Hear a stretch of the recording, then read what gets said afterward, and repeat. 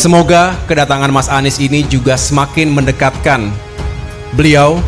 Saya tadi mengatakan semakin dekat dengan keluarga besar Partai Demokrat. Mas Anies memiliki visi dan spirit yang sama. Oleh karena itu, tidak heran ketika chemistry yang terjadi juga makin kuat karena kami dipertemukan oleh visi, misi, prinsip, dan etika untuk memajukan bangsa ke depan. Insya Allah nanti kita akan ada kelanjutannya, dan harapannya kelanjutannya itu akan membuat arah untuk kemajuan Indonesia yang lebih baik ke depan. Kita semua sedang dalam percakapan apa yang sudah dilakukan oleh Partai Nasdem. Sekarang kita berbicara juga dengan teman-teman di Demokrat. Insya Allah nanti percakapan juga meluas dengan PKS yang mudah-mudahan nanti membangun sebuah aliran baru. Indonesia sejak dulu kala tetap dipuja-puja bangsa. Anies juga sama sekali tidak menunjukkan ketertarikannya duet bareng AHY. Sudah partainya nyaris gurem, kadernya banyak yang korupsi. Ketua partainya pernah gagal jadi gubernur DKI. Dan jadi berhenti di tengah jalan. Mau jadi cawapres saya pula sorry lah ya. Sebagai partai yang nyaris gurem, Partai Demokrat saat ini bisa dibilang sedang dilanda kecemasan tingkat dewa. Apalagi menjelang pemilu 2024. Beberapa kadernya masih juga ada yang korupsi, seperti Abdul Ghafur Mas'ud, Nur Afifah Balkis, Ricky Hampagawak, serta Lukas NMB dan Nur Afifah Balkis. Yang lebih parah lagi, ia ditetapkan sebagai koruptor termuda di Indonesia. Bendahara Umum DPC Demokrat Balikpapan itu sudah mulai melakukan korupsi di usianya yang ke-24 tahun. Sedangkan Lukas NMB berpotensi menjadi kepala daerah paling korup se-Indonesia. Ketua DPD Partai Demokrat Papua itu disebut tidak hanya menerima gratifikasi 1 miliar rupiah seperti yang disangkakan oleh KPK, tapi juga ditemukan aliran dana tidak wajar sebesar 560 miliar rupiah yang dia setor ke kasino terkait dugaan penyimpanan dan pengelolaan uang oleh Gubernur Papua, Lukas NMB. Terdapat 12 temuan oleh PPATK, diantaranya terkait setoran tunai yang juga disalurkan Lukas NMB ke kasino judi yang nilainya diperkirakan mencapai 0,5 triliun rupiah. Jika temuan PPATK ini nanti terbukti kebenarannya, maka sah NMB menjadi kepala daerah paling korupsi Indonesia Raya. Katakan tidak pada korupsi, memecahkan rekor kok yang jelek-jelek. Gitu loh, berbanding terbalik dengan Presiden Jokowi yang 5 kali ikut pemilu, tidak pernah terkalahkan sekalipun, itu baru rekor yang keren. Jadi wajar kalau kader Partai Demokrat rada takut perolehan suara partainya nggak mencapai ambang batas parlemen 4% pada pemilu 2024 mendatang. Karena yang ditampilkan oleh kadernya jelek semua, nggak ada yang bisa dibanggakan. Lalu apa yang dilakukan oleh kader Partai Demokrat supaya partainya tersebut tidak jadi gurem? Ngikut gaya Nasdem, yakni berusaha merebut suara pendukung Anies. Sebagaimana yang kita ketahui bahwa elektabilitas Anies cukup tinggi. Ia selalu menduduki posisi 3 besar sebagai capres idola masyarakat. Suara para kadrun inilah yang coba direbut oleh Partai Demokrat. Dapat sepertiganya saja sudah lumayan cukup daripada nggak dapat suara sama sekali. Nah, untuk itu Partai Demokrat seperti tanpa malu menjodoh-jodohkan Anies dengan AHY. Hal ini bisa dilihat di unggahan akun Twitter resmi @pdemokrat. Semoga dari silaturahmi di Jumat yang berkah ini menjadi pembuka jalan menuju Indonesia yang lebih maju, lebih baik, dan lebih berkeadilan bagi seluruh rakyat Indonesia, bangsa, negara tercinta. Amin. Tagar Anies AHY 2024, Demokrat Pro Perubahan terlihat di cuitan itu ada tagar Anies AHY 2024. Seolah-olah AHY sudah resmi jadi cawapres Anies saja. Padahal masih putra SBY itu masih suram. Ketua Umum Partai Demokrat AHY. Hari ini saya ditanya terkait kesiapannya Baik Harapan yang Baik. Saya katakan wartawan di Taman Ismail Marzuki Jakarta 18 Oktober. Kedekatannya AHY dengan Anies sangat dekat.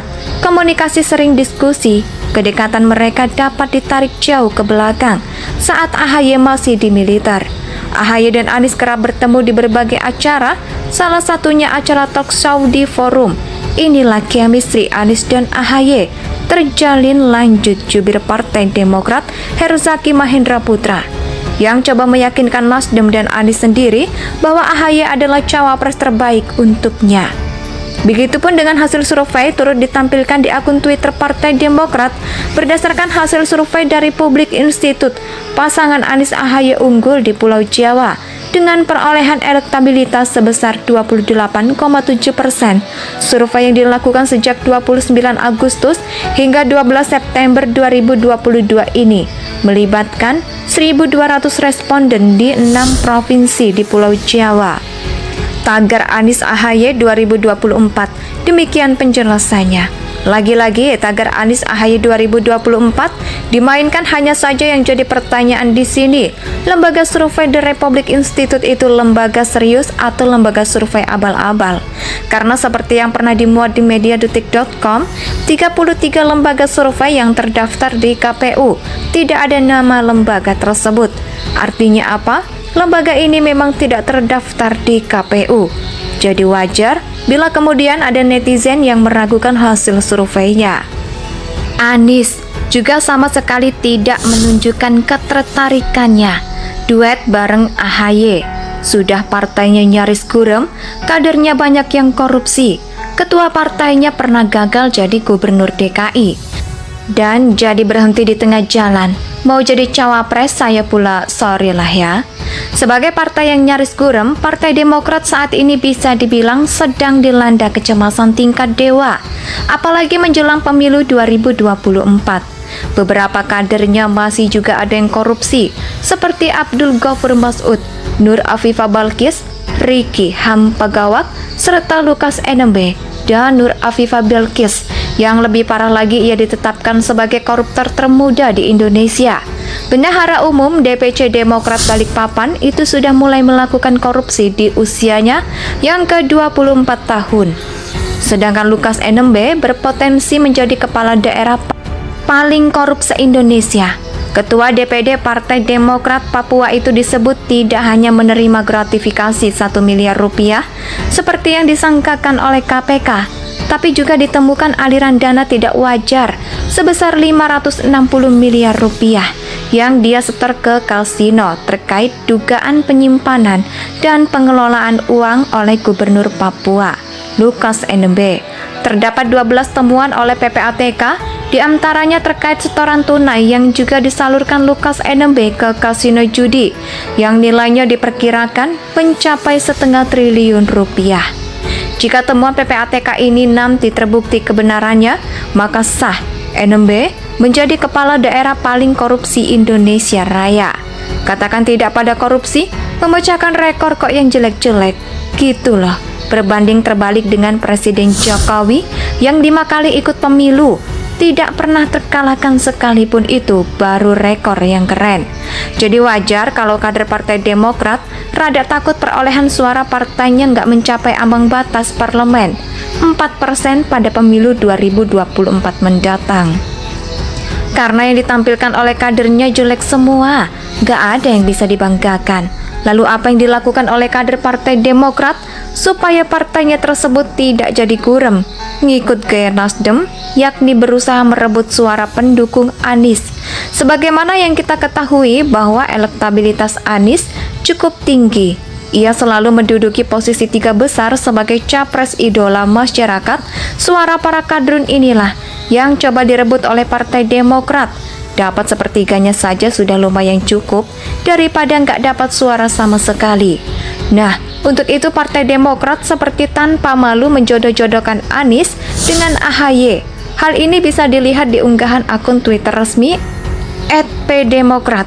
Semoga dari silaturahmi di Jumat yang berkah ini menjadi pembuka jalan menuju Indonesia yang lebih maju, lebih baik, dan lebih berkeadilan bagi seluruh rakyat Indonesia. Indonesia tanah air beta pusaka abadi. Dinanjaya.